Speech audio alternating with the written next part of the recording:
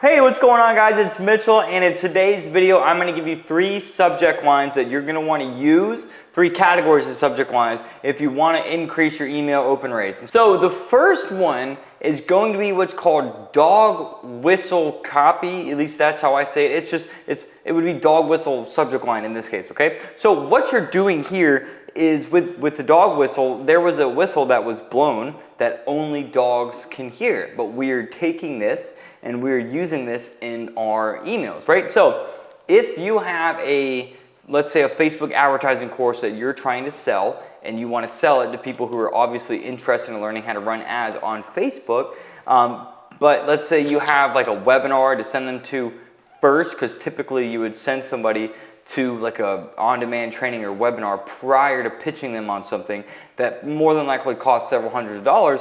Let's say that webinar was about running ads. You would say, watch this if you want to run Facebook ads that make sales. Or if you sell something sales related, watch this if you want to make sales. Let's say you're in the fitness space and you wrote like a blog, right, about dieting. Read this if you want to diet that will help you lose fat. Or let's say you're in the love scene, right? So let's say, again, going back to a blog, read this if you want to know how to talk to girls that you've never met, for like men, for example. So that's dog whistle or dog whistle copy once again. So again, what you're doing there is if you send an email with a dog whistle subject line and that person opens that email, they are more than likely interested in whatever it is that you have to show them. If you send a dog whistle subject line and you have like a video that you want to show them from personal experience, you will increase your click-through rates on the links in your emails. Again, because when it comes to the dog whistle, subject line, the people who are going to open that email are more than likely, well, they are the people that are going to be interested in whatever it is that you have to say. The second one is going to be a personal headline. Now, this one might be very obvious, but you would be surprised if you go through your emails how many people don't actually do them. And I'm not saying you need to do them all the time, but you could literally, personal just means including their name in the subject line. So let's say, let's go back in time when I would go out and I would pitch clients for advertising services.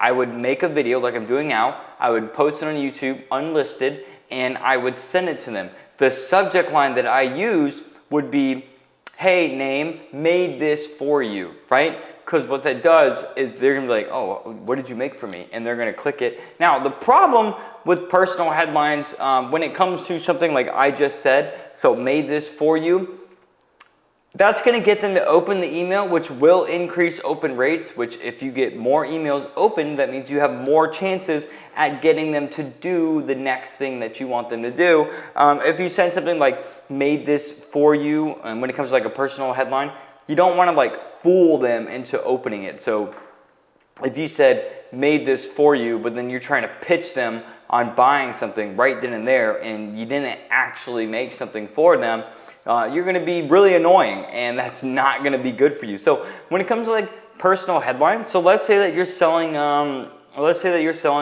don't know, like a shirt like this, for example, right? Or you could say something like, Mitchell, check out this crazy shirt. Because it's related to a shirt, and if I wanted to see this shirt, I would be like, ooh, what kind of shirt, right? And you would click on it. So a personal headline is at bare minimum just including their first name. So what you're doing with that subject line is if somebody reads their name, they're more likely to pay attention to it because we like seeing, hearing, and hearing our name, okay? The third one is going to be a curiosity headline. So this one can be tied to literally any subject line that you can come up with, but I wanted to make it a standardized subject line, like a category by itself, because the idea should still stand, right? So a curiosity-based subject line is basically a subject line that is going to get them to open. So, for example, the last one I just gave you is, hey, name, made this for you. Well, what did you make for me, right? So I have some right here. Dude, this is wild. So, okay, right there. Dude, this is wild. What's wild?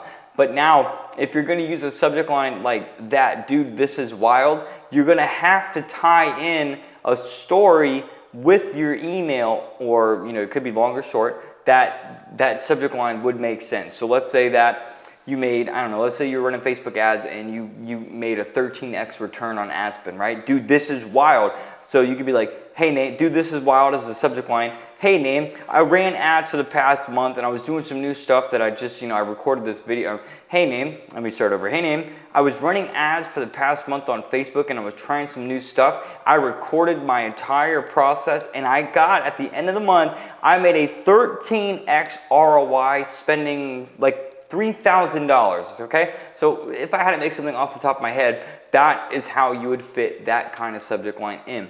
Another curiosity one would be how I made $1 million in 3 months. Well, how did you make $1 million in 3 months? So with that being said, hopefully the curiosity-based subject lines are starting to make sense. They fit into several different ones, or several different ways of writing head or subject lines, because at the end of the day, subject lines for anything, subject lines for emails, headlines for your ads or for your landing page, curiosity gets attention. But if you're purposely going to use a curiosity-based subject line, you need to tie in whatever it is that you're trying to say into your email, so that way you don't just get them, you're not a clickbaiter, okay? YouTube is good for clickbait, but your email, which is a personal way to communicate with somebody, should not be clickbait. That's sales 101. So the recap, we're gonna have the dog whistle headlines, which I think are